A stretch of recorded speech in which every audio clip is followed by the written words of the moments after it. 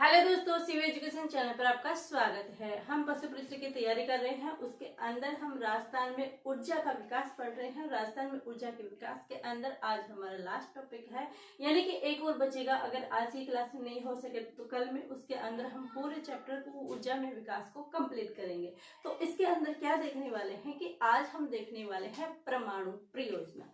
कौन सी देखने वाले हैं? परमाणु परियोजना, क्योंकि पिछले क्लास में हमने तापीय परियोजना देख ली थी। तो आज हमारा टॉपिक रहेगा परमाणु परियोजना। अब इस परमाणु परियोजना के अंदर क्या क्या शामिल है, कितनी इकाइयां कार्यरत है, कब इकाई लगाई थी, ये देखेंगे। परमाणु परियोजना यानी न्यूक्लियर के द्वारा जो बनाई जाती है ऊर्जा, उसके द्वारा हम यहाँ पर देखेंगे। परमाणु ऊर्जा की बात करें तो ये जो परमाणु ऊर्जा है ये कहाँ पर लगाया गया है और इसका नाम क्या है, तो ये है राजस्थान। क्या लिखेंगे? राजस्थान परमाणु विद्युत परियोजना। परमाणु परियोजना में हमारी परियोजना कौन सी है? राजस्थान विद्युत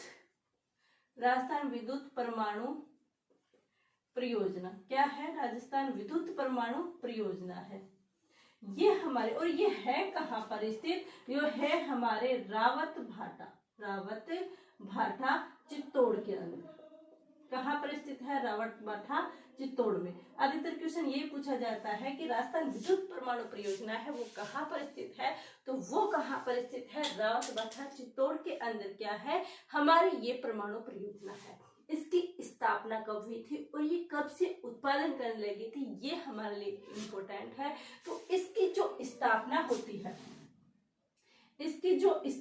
होती है वो कब होती है? इसकी स्थापना होती है 1965 को। कहाँ पर होती है? चित्तौड़ में होती है। कहाँ पर होती है?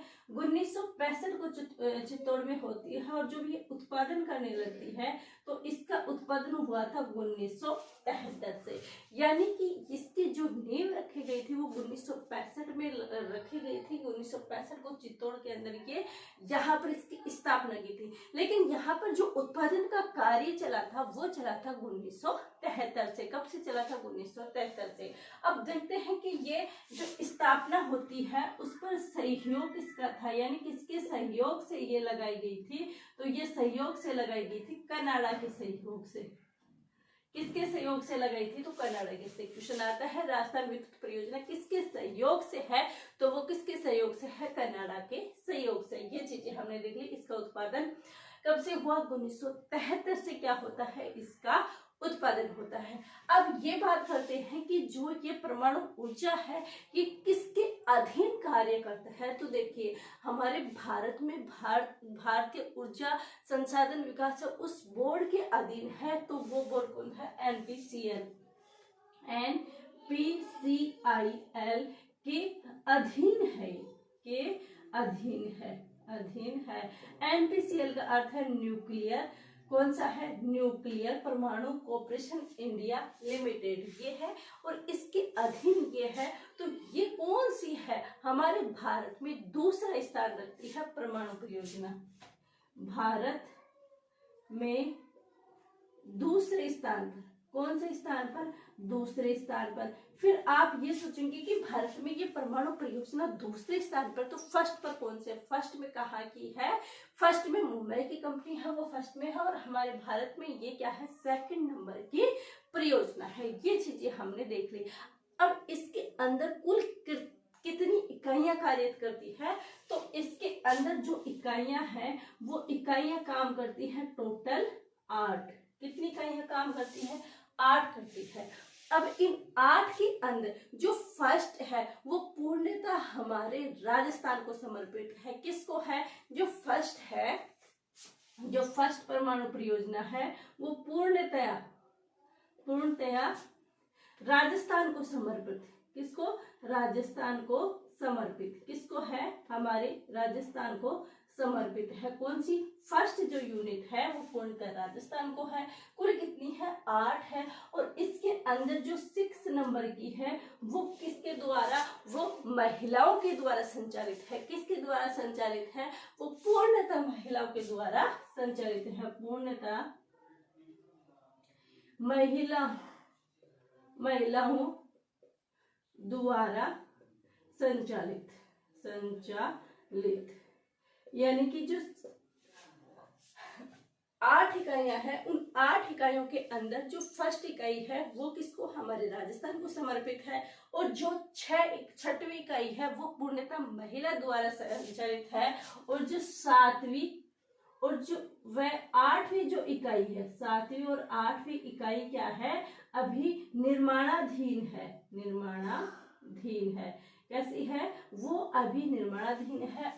उनकी इकाइयां अभी स्टार्ट नहीं हुई है। अभी कार्यरत कितनी है, कार्यरत 6 है, और तो 2 है वो निर्माणाधीन है। और फर्स्ट इकाई कौन सी है, फर्स्ट है पूर्णतः राजस्थान को समर्पित, और 6वीं है जो महिला द्वारा संचालित है। ये किसके बारे में देखना, ये हमने राजस्थान विद्युत परमाणु परियोजना है उसके बारे में देखा। तो दोबारा से देखा, क्या देखा हमने कि राजस्थान विद्युत परमाणु परियोजना है वो है कहाँ पर स्थित, वो रावतभट्टा चित्तौड़ में है। इसके अधीन 6 यूनिट कार्य करती है, और इसकी जो स्थापना होती है वो 1965 के अंदर होती है, और कनाडा के सहयोग से क्या की जाती है, इसकी स्थापना की जाती है। और इसका उत्पादन जो करता है वो 1973 से ये उत्पादन करने लगी थी। इसके बाद देखा कि ये एनपीसीएल के अधीन है, यानी ये भारत ऊर्जा विभाग है, भारत ऊर्जा बोर्ड है, उसके द्वारा ये अधीन है। और भारत में ये कौन से नंबर पर है, दूसरे नंबर पे स्थित है। यानी भारत में सेकंड नंबर पर जो यूनिट है इसकी वो हमारे राजस्थान में रावतभट्टा चित्तौड़ है, ये देखा। और ये इकाइयां हमने देख ली। अब दूसरी एक और है, वो कौन सी है, माही परमाणु विद्युत परियोजना। फर्स्ट तो ये हो गई, और सेकंड है माही विद्युत परमाणु परियोजना। और ये माही विद्युत परियोजना कहाँ पर है, तो देखिए माही नदी कहाँ पर स्थित है, बांसवाड़ा में। कहाँ पर है, बांसवाड़ा में। तो माही विद्युत परियोजना कहाँ पर है, बांसवाड़ा पे है। और इसके अधीन कितनी इकाई है, 4 इकाई है, कितने की, 700 मेगावाट की 4 इकाइयां कार्य कर रही है। कहाँ पर, माही परमाणु विद्युत परियोजना, माही परमाणु